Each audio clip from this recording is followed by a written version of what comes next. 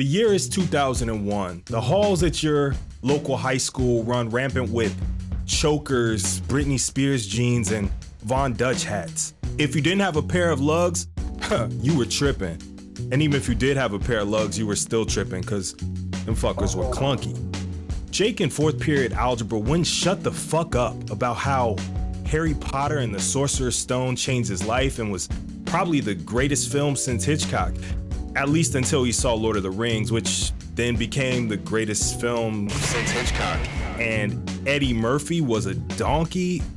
Is this your king? And the Sega Dreamcast, less than 2 years old, released on 9/9/99, was already on the way out. After drowning in a sea of more powerful, heavier hitting offerings from the big 2+1, Sega quit producing new Dreamcasts on January 31st, 2001.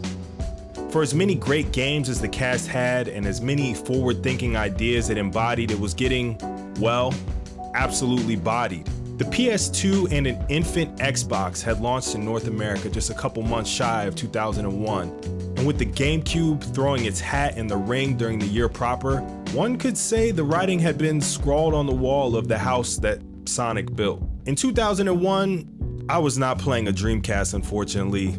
I never owned one.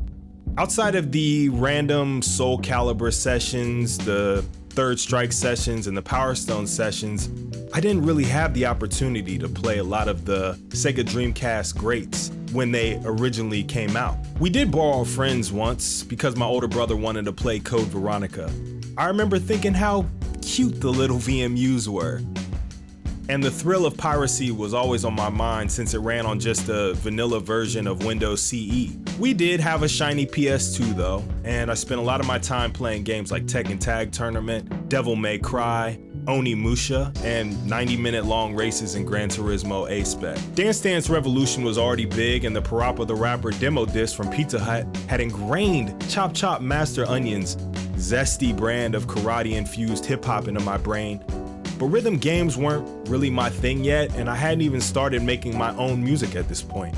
So things were a lot more gamer, a lot less musician. And although Sega had just stopped making Dreamcast, that didn't mean they would stop producing and publishing new, bizarre, and unique games that have since become the lasting legacy of the beloved and much vaunted console. In this episode of NO-stalgia, the series where I play beloved and classic video games where I have no experience with them, no fond memories, and no sentimentality. Just a modern day, only the facts interpretation. Today we will be looking back on REZ. REZ, a rhythm-based third-person rail shooter about the end of existence as we know it, was one of those bizarrely unique games in the Dreamcast's vault. It was also one of the first games that signaled Sega's shift to a mercenary of the console wars, as the game would land on the PlayStation 2 and eventually be ported to Xbox, as well as a remaster/remake on a variety of consoles under the guise REZ Infinite. Now, upon its initial release on November 22nd, 2001, REZ was well received, if not a little bit critically panned, averaging a 78 on Metacritic with a 8.3 user rating, quite a few reviews. REZ HD was released on the Xbox 360 in 2008, and REZ Infinite, the re-release that I played for this retrospective, was released in 2016. Both garnered much higher critical reception at an 89 per Metacritic. However, the user ratings dropped slightly, down to a 7.5 with over 200 ratings. Most of the beefs throughout those 15 years of releases take aim at the lack of things to do within the gameplay itself. The music and the graphics are almost routinely praised, as they are the backbone of the game and truly set it apart. Some also take umbrage with the replayability due to this fact. Once you get through it, you've kind of seen most everything. The game did receive a few awards in its time, many aimed at its accomplishments as an innovator in the gaming industry, others for the soundtrack and audio design, and in the case of Infinite, Best VR Game in 2016 at the Game Awards.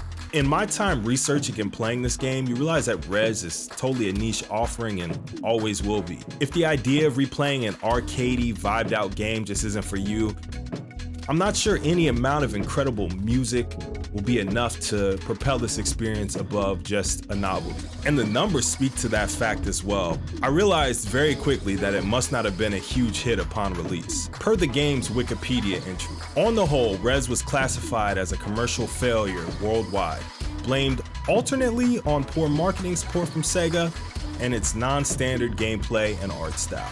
A true number for sales was practically impossible to come by, but for the initial release of REZ, no more than about 200 to 250,000 were sold worldwide. REZ Infinite sales info was even harder to find, but based on Steam users alone, there were between 50 to 100,000 owners of the game out there. Assuming console sales are about double or triple that, one could imagine REZ Infinite doing just a little bit better than its predecessor. Despite REZ's overall low sales number between all iterations, somewhere less than 500,000 we'll say, I do believe that REZ had a pretty significant impact on the gaming space, especially in the more niche subgenres. At the time, using a game like this as a vehicle for a more cerebral musical experience was kind of still unheard of. This game is way more atmosphere than anything else, and that is a type of game that dominates the indie space these days, and I do believe the work of its creator has at least a little bit to do with that. Tetsuya Mizuguchi would go on to create some of my favorite puzzle games of all time. Those include Luminous and the more recent Tetris Effect.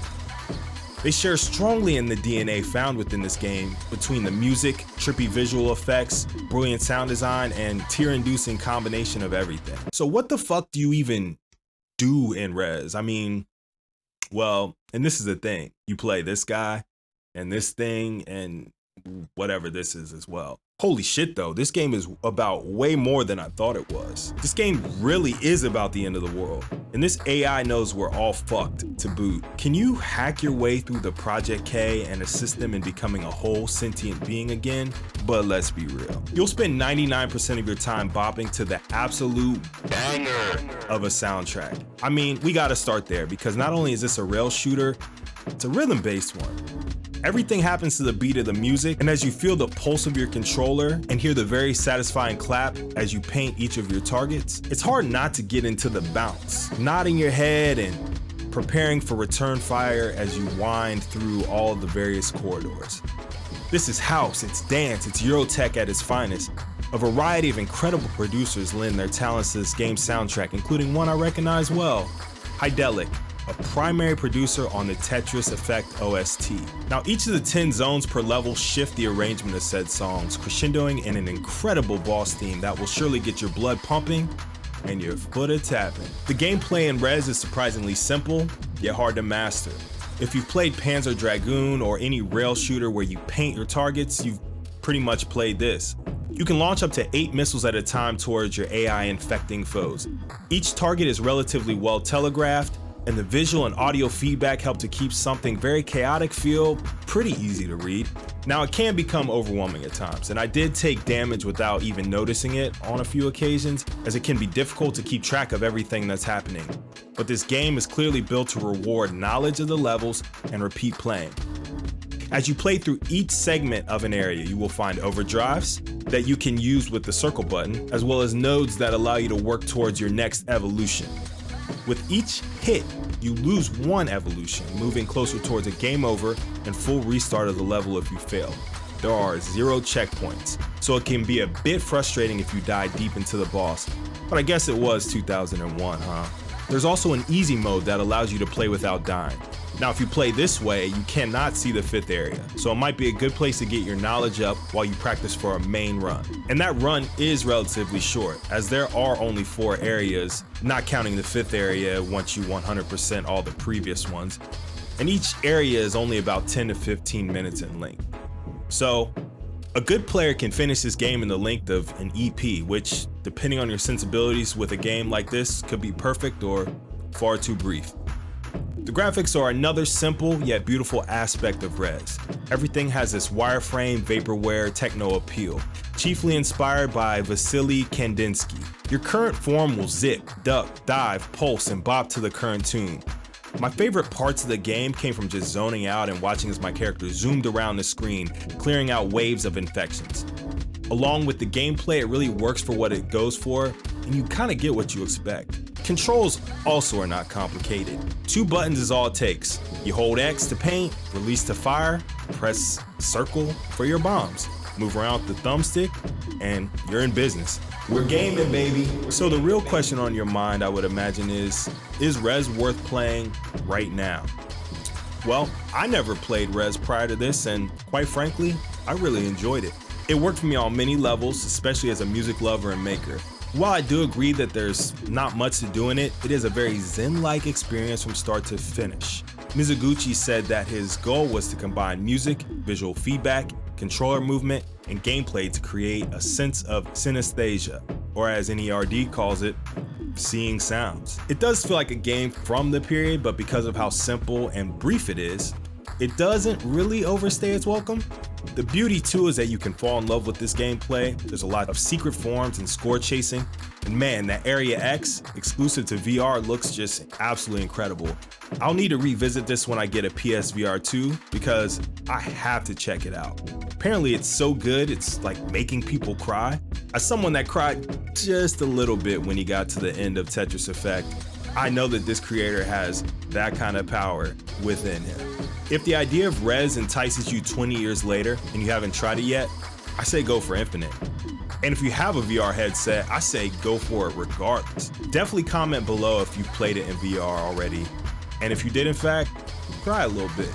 Of note, if you enjoyed the game, Tetsuya made a spiritual successor called Child of Eden on the PS3/360 that is currently trapped within those consoles. So if you have access, you can check that out too. Finally, if you enjoyed the music in this video, I did create this to mimic the style of those credible composers. So as always, like, comment, and definitely subscribe and tell a friend. If you enjoyed this one, support the channel by staying a while. Lots of content up already and lots more to come. So until we talk next time, I hope you all have a great day.